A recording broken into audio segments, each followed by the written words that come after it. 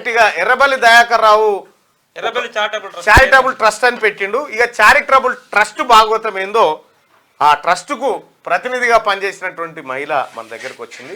ఆమెతో ఒక 2 నిమిషాలు మాట్లాడే ప్రయత్నం చేద్దాం. కవిత అరెస్ట్ ఎన్నికల స్టంట్. ఏ 2 రూముల నిండా పైసలు కదా, ఎక్కువ ఉంటే వాళ్ళు తాను ఇంకా మరండమ్మా అట్రండి అమ్మా. మైక్ పట్టుకోమ్మా, పట్టుకొని మాట్లాడు. ఎర్రబల్లి దయాకర్ రావు చారిటబుల్ ట్రస్ట్, దానికి మీరు ఏం పని చేశారమ్మా? దాంట్లో ఎర్రబెల్లి చారిటబుల్ ట్రస్ట్ కోఆర్డినేటర్గా పనిచేశానన్న. ఏం పేరు? నా పేరు పంజా కల్పన, పాలకుర్తి నియోజకవర్గం అన్న. మా సొంత నియోజకవర్గం వచ్చేసి వర్ధనపేట నియోజకవర్గం, లేబర్తి.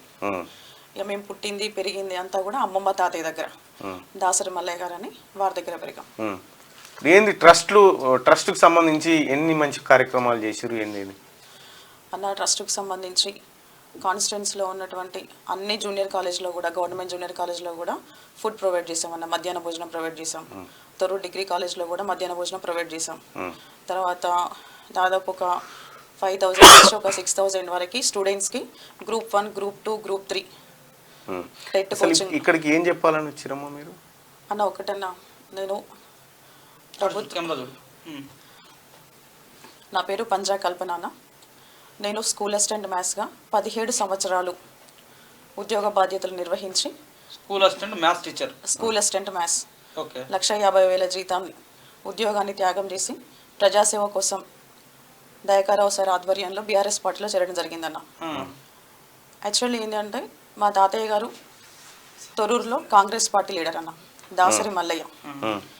అంటే పాత చెన్నూరు నియోజకవర్గం, పాత చెన్నూరు నియోజకవర్గంలో యతిరాజరావు గారి హయాంలో అప్పుడు తాతయ్య చాలా మంచి పేరున్నటువంటి వ్యక్తిత్వం ఉన్నటువంటి లీడర్. అంటే మన ఇల్లే ఒక కాంగ్రెస్ పార్టీ ఆఫీస్ అట్లా నడిచేది. సో అటువంటి క్రమంలో 2018 ఎలక్షన్లో జంగా రాఘవరెడ్డి గారితో పోటీ ఉంది అప్పుడు దయాకర్రావు గారికి. ఆ సమయంలో వారి ఎన్నికల్లో పనిచేయడానికి వారు నా సహాయం కోరడం జరిగింది. అప్పుడు నేను స్కూల్ అసిస్టెంట్ మ్యాథ్స్గా ప్రభుత్వ ఉద్యోగం చేస్తున్నాను.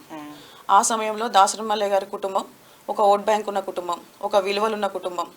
సో అమ్మాయి కూడా టీచర్గా జాబ్ చేస్తుంది కాబట్టి ఒక మంచి విలువలు ఉన్న కుటుంబం కాబట్టి ఇటు ఉద్యోగస్తుల ఓట్ బ్యాంక్ కానీ, టీచర్ల ఓట్ బ్యాంక్ కానీ, దళిత ఓట్ బ్యాంక్ కానీ, మేము దళితులమన్నా ఎస్సీ మాల, ఆ ఓట్ బ్యాంక్ కానీ ఉంటుందన్న ఉద్దేశంతోనే దయాకర్రావు గారు సహాయం చేయాలని, పని చేయాలని వారు కోరడం జరిగింది. సో వారు కోరిన ఆ క్రమంలో పెద్దవాళ్ళు కాబట్టి మనం కూడా రాజకీయ కుటుంబం కాబట్టి దానికి ఒప్పుకోవడం జరిగిందన్న. ఆ తర్వాత మన ఇంటి దగ్గరనే, మన ఇంటి ఆవరణలోనే దాదాపు ఒక 400 మంది టీచర్స్తోని మీటింగ్ పెట్టడం జరిగింది. అన్న ఇక్కడికి ఎందుకు వచ్చినా అంటే అదే చెప్తున్నా అన్న. అంటే హిస్టరీ వద్దమ్మా, చరిత్ర వద్దు. మా తాతగారు ఆ రోజు అరుగు మీద అవద్దు.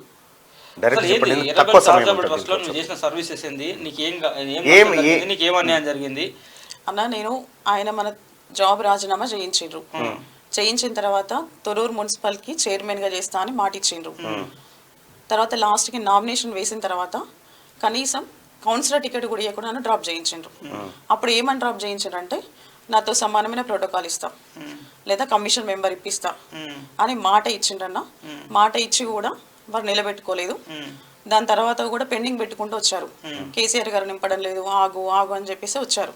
సరే నేను కూడా ఓపిక పట్టానన్న. దాని తర్వాత వారు ట్రస్ట్ బాధ్యతలు కూడా అప్పచెప్పారు. వాటిని కూడా నేను ఒక టీచర్ వృత్తి నుంచి వచ్చాను కాబట్టి చాలా దిగ్విజయంగా పూర్తి చేశాను. కానీ తర్వాత ఆ క్రమంలో ఏమైంది అంటే ఇంట్లో కూడా ఇబ్బంది అవుతుంది కదన్న. ఇప్పుడు మా నాన్న వచ్చేసి ఆర్టీసీ డ్రైవర్, అమ్మ వచ్చేసి అంగన్వాడీ టీచర్, చాలా కష్టపడి సంపాదించుకున్న ఉద్యోగం. సో అయితే నాకు పదవని ఇవ్వాలి లేదా నా ఉద్యోగం అన్న నాకు మళ్ళీ ఇప్పించాలి. సో అటువంటి క్రమంలో నేను నా పెట్రోల్, నా కారు, నా డ్రైవర్ ఇవే ఖర్చులు పెట్టుకొని నేను కష్టపడి పనిచేసిన. ఆ క్రమంలో వారి నుంచి నాకు ఎటువంటిది రాలేదు. ఆ రానప్పుడు నా జాబ్ అయినా నాకు ఇప్పించమన్నానన్న. అప్పుడు ఆ ఫైల్ కూడా పెండింగ్లో పెట్టారు.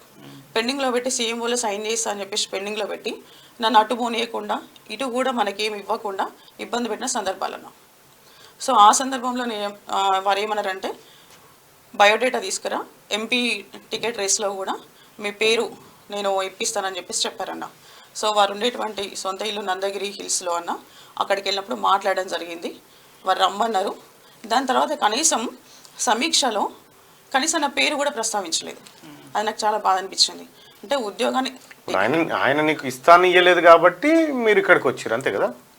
ఇంకో విషయం ఏంటంటే అన్న, ట్రస్ట్లో చేసినటువంటి మధ్యాహ్న భోజన కార్మికులు ఉంటారన్న, అంటే ట్రస్ట్లో కుట్టు మిషన్లు కూడా మేము నేర్పించడం జరిగింది. ఆ కుట్టు మిషన్లో మధ్యాహ్న భోజనం వండినటువంటి వాళ్ళకి కూడా డబ్బులు ఇవ్వలేదు. సో వాళ్ళు ప్రతిరోజు ఫోన్స్ చేయడం జరుగుతుంది. వాళ్ళు చాలా పేదవాళ్ళు అన్న, వాళ్ళు చాలా అంటే చాలా పేదవాళ్ళు. ఓకే సరే అమ్మా. ఇప్పుడు వాళ్ళందరికీ కూడా జీతాలు ఇస్తాను నువ్వు ఎట్లా అంటే ఇప్పుడు నాదేం బాధ్యత లేదన్న, మనం ఆర్గనైజ్ చేసినాం, కానీ వాళ్ళు కనీసం నమ్ముకొని పని చేసినప్పుడు ₹1 కలిసి వస్తుందని పని చేసి అంటే అప్పుడు జరిగిందన్న 4th బ్యాచ్ ఎలక్షన్స్ ముందు ఆపేసిండ్రు, వాటికి డబ్బులు ఇవ్వాలి. వాళ్ళందరూ కూడా రోజు ఫోన్ చేస్తున్నారు. నాకు ఎంపీ టికెట్ ఏమో వీళ్ళకి జీతాలు ఇవ్వాలి అని చెప్పి మీరేమని చెప్పారు అట్లా? అట్లా ఏం లేదన్న. ఆ విషయంలో కూడా సార్ మరి వాళ్ళకి డబ్బులు ఇవ్వాలంటే కూడా ఏ స్పందన లేదు. వారి పిఏ ఉంటారు, వారి మేనగోడలు భర్త, వారు కూడా నేను ట్రస్ట్ కోసం కొన్ని అమౌంట్ ఖర్చు పెట్టాను, అదేవిధంగా ఆ డబ్బులు కూడా ఎవరికి కూడా ఇవ్వట్లేదన్న. ఏమన్నా అంటే గుర్తూరులో ఉన్న పొలం అమ్మినాం, ఆ పొలం అమ్మిన తర్వాత ఇస్తాం, ఆ విధంగా మాట్లాడడం జరుగుతుంది. ఇక ఫండ్స్ అంటే నాకు పెద్దగా తెలియదన్న. అప్పుడు శ్రీనిధి నిధుల నుంచి తీశారు, తర్వాత CSR ఫండ్స్ అన్న. ఓకే అమ్మా రైట్, మీరు వెయిట్ చేయండి.